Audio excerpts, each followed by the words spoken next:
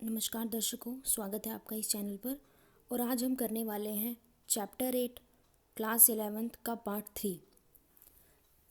और हमने पहले कुछ पार्ट्स में प्रोकैरियोटिक सेल्स से पहले कवर अप कर लिया है और आज हम पढ़ने वाले हैं प्रोकैरियोटिक सेल से। So prokaryotic cells represented by bacteria, blue green algae, mycoplasma and PPLO. PPLO means pluro pneumonia like organisms. So prokaryotic cells की क्या क्या एग्जाम्पल हैं? Bacteria, blue green algae, mycoplasma, PPLO, pleuro pneumonia like organisms.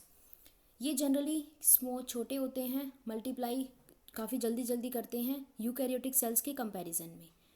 इनकी shape में भी काफ़ी ज़्यादा variation होती है और साइज़ में भी। 4 बेसिक टाइप की बैक्टीरिया की शेप्स होती हैं: bacillus road like, कोकस spherical, vibrio comma shaped और स्पाइरुलम स्पाइरल शेप के। जो प्रोकैरियोटिक सेल्स की ऑर्गेनाइजेशंस होती हैं वो फंडामेंटली सिमिलर होती है। ठीक है, सभी प्रोकैरियोटिक सेल की जो ऑर्गेनाइजेशन होती है वो फंडामेंटली सिमिलर होती है। हालांकि कुछ जो प्रोकैरियोट्स होते हैं उनकी शेप और फंक्शन में वाइड वैरायटी देखने को मिलती है।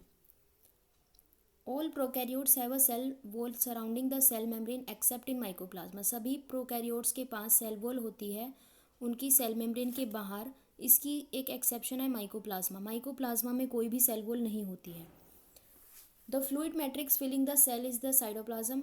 सेल के मैट्रिक्स को जो फिल करता है फ्लूइड, उसको हम साइटोप्लाज्म बोलते हैं। There is no well defined nucleus. कोई भी वेल डिफाइंड न्यूक्लियस नहीं होता है प्रोकैरियोट्स में। Genetic material is basically naked, not enveloped by a nuclear membrane.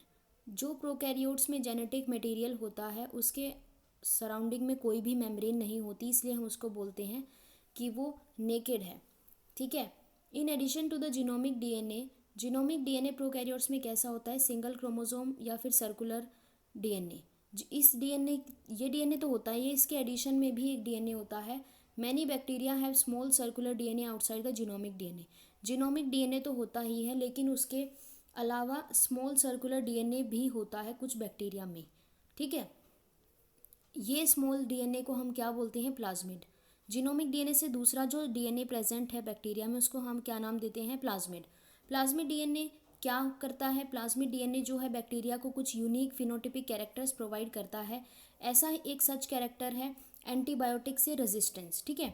In higher classes you will learn that this plasmid DNA is used to monitor bacterial transformation with foreign DNA. आप अपनी आगे वाली higher classes में पढ़ेंगे कि ये जो plasmid DNA है ये हेल्प करता है हमें कि हम मॉनिटर कर सकते हैं, पता कर सकते हैं कि बैक्टीरिया ने जो है वो ट्रांसफॉर्म्ड हुआ है फॉरेन डीएनए के साथ या नहीं, क्या उसने फॉरेन डीएनए अपने अंदर लिया है या नहीं, ये हम पता कर सकते हैं using plasmid DNA. Nuclear membrane जो है वो यूकैरियोट्स में देखने को मिलती है। ठीक है। और no other organelles like the ones in eukaryotes are found in prokaryotic cell except for ribosome. तो यूकैरियोटिक और प्रोकैरियोटिक में ऑर्गेनेलीज जो प्रेजेंट होती हैं उनमें सिर्फ एक राइबोसोम्स जो होती है वो कॉमन होती है, जो दोनों में देखने को मिलती है। उसके अलावा कोई भी ऑर्गेनेली दोनों में देखने को नहीं मिलती है। प्रोकैरियोट्स के पास कुछ यूनिक होती हैं, कुछ यूनिक स्ट्रक्चर्स होते हैं in the form of inclusions. A specialised differentiated form of cell membrane called mesosome is the characteristics of prokaryote.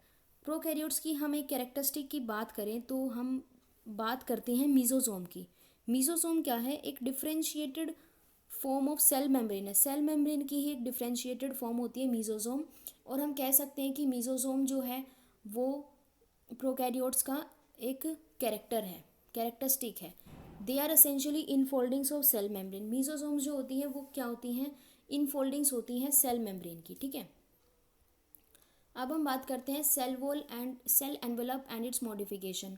Most prokaryotic cells particularly the bacterial cells have a chemically complex cell envelope. The cell envelope consists of a tightly bound three-layered structure that is outermost glycocalyx followed by cell wall and then plasma membrane. Although each layer of the envelope perform distinct function, they act together as a single protective unit. ठीक है। ज़्यादातर जो mostly prokaryotic cells होते हैं, खासकर की bacterial cells, उनके पास chemically complex cell envelope होती है। सेल एनवेलप जो होती है वो 3 लेयर स्ट्रक्चर से बनी होती है, उसमें 3 लेयर्स प्रेजेंट होती हैं। सबसे बाहर वाली तो होती है आउटर मोस्ट ग्लाइकोकैलिक्स, ठीक है, और उसके बाद अंदर होती है सेल वॉल और उसके अंदर होती है प्लाज्मा मेम्ब्रेन। तो सेल एनवेलप जो बैक्टीरिया की होती है वो 3 लेयर से बनी होती है। सबसे बाहर वाली हो गई ग्लाइकोकैलिक्स, उसके अंदर वाली सेल वॉल और सबसे अंदर वाली प्लाज्मा मेम्ब्रेन। हालांकि सारी जो लेयर होती है एनवेलप की वो डिस्टिंक्ट फंक्शन परफॉर्म करती है, लेकिन वो टुगेदर साथ मिलके एक प्रोटेक्शन का फंक्शन परफॉर्म करती हैं। बैक्टीरिया को हम दो ग्रुप में बांट सकते हैं। किस बेसिस पे? कि उनके पास सेल एनवेलप में क्या क्या डिफरेंसेस हैं और वो स्टेनिंग प्रोसीजर से कैसे कैसे रिस्पॉन्ड करती हैं, इस बेस के ऊपर हम बैक्टीरिया को 2 ग्रुप में डिवाइड कर सकते हैं। स्टेनिंग प्रोसीजर जो हम यूज़ करते हैं उसको डेवलप किया था ग्राम ने। जो बैक्टीरिया ग्राम स्टेन ले लेते हैं उनको हम नाम देते हैं ग्राम पॉजिटिव, और जो ग्राम स्टेन नहीं लेते हैं उनको हम कहते हैं ग्राम नेगेटिव। ग्लाइकोकैलिक्स डिफर करती हैं composition and thickness among different bacteria. अलग अलग बैक्टीरिया में जो ग्लाइकोकैलिक्स होती है उसकी कंपोजिशन और थिकनेस में फ़र्क देखा जाता है। हाँ, कुछ में तो वो क्या होती है, लूज शीट की फॉर्म में होती है, उसको हम नाम देते हैं स्लाइम लेयर, और जबकि बाकियों में वो थिक और टफ होती है, और जब वो थिक और टफ होती है हम उसको नाम दे देते हैं कैप्सूल। सेल वॉल डिटरमाइन करती है शेप, सेल की शेप को, और प्रोवाइड करती है स्ट्रॉन्ग स्ट्रक्चरल सपोर्ट, ठीक है, और बैक्टीरिया को बर्स्टिंग और कोलैप्सिंग से भी बचाती है। प्लाज्मा मेम्ब्रेन जो होती है वो सेलेक्टिवली परमिएबल होती है और आउटसाइड वर्ल्ड से इंटरैक्ट करती है। ये मेम्ब्रेन, प्लाज्मा मेम्ब्रेन जो होती है वो स्ट्रक्चरली सिमिलर होती है यूकैरियोट्स की प्लाज्मा मेम्ब्रेन के साथ। स्पेशल मेम्ब्रेनस स्ट्रक्चर मीजोसोम, जो कि प्लाज्मा मेम्ब्रेन की एक्सटेंशन होती है सेल के अंदर, ना कि सेल के बाहर, ठीक है। ये एक्सटेंशंस क्या करती हैं, वेसिकल्स फॉर्म करती हैं, ट्यूब्यूल्स फॉर्म करती हैं, लैमेले फॉर्म करती हैं, और ये क्या करती हैं, सेल वॉल को हेल्प करती हैं, सेल वॉल की फॉर्मेशन में हेल्प करती हैं, डीएनए रेप्लिकेशन में हेल्प करती हैं, और DNA distribution to daughter cells में हेल्प करती हैं। They also help in respiration secretion process to increase the surface area of plasma membrane and enzymatic content. In some prokaryotes like cyanobacteria, there are other membranous extension into the cytoplasm called chromatophores which contain pigments. Prokaryotes जैसे कि cyanobacteria में इसके अलावा other membranes extensions भी होती हैं cytoplasm में, और उनको हम नाम देते हैं क्रोमैटोफोर्स, और वो कंटेन करते हैं पिगमेंट्स। बैक्टीरियल सेल्स मोटाइल भी हो सकते हैं, नॉन मोटाइल भी हो सकते हैं। अगर वे मोटाइल है तो उनके पास क्या है, थिन फिलामेंटस एक्सटेंशंस होती हैं सेल वॉल की। सेल वॉल में से क्या होती हैं, थिन फिलामेंटस एक्सटेंशंस होती हैं जिनको हम नाम देते हैं फ्लैजिला। बैक्टीरिया काफ़ी ज़्यादा वेरिएशन शो करता है और काफ़ी ज़्यादा रेंज होती है इनमें कि कितने नंबर के फ्लैजिला हैं, किस अरेंजमेंट में फ्लैजिला है। बैक्टीरिया का जो फ्लैजिलम होता है उसके 3 पार्ट्स होते हैं। एक तो होता है फिलामेंट, फिर होता है हुक, और फिर होती है basal body. Filament longest portion होती है और सेल सरफेस से आउटसाइड की तरफ में वो एक्सटेंड करती है। फ्लैजिला के अलावा पिलाई और फिम्ब्रे, ये भी सरफेस स्ट्रक्चर्स होते हैं बैक्टीरिया के, लेकिन ये मोटिलिटी में रोल नहीं प्ले करते हैं। पिलाई जो होती हैं वो इलोंगेटेड ट्यूबुलर स्ट्रक्चर होती हैं जो कि प्रोटीन से, स्पेशल प्रोटीन से बने होते हैं, और फिम्ब्रे होते हैं स्मॉल ब्रिस्टल लाइक फाइबर्स जो कि सेल से स्प्राउटिंग आउट करते हैं, ठीक है।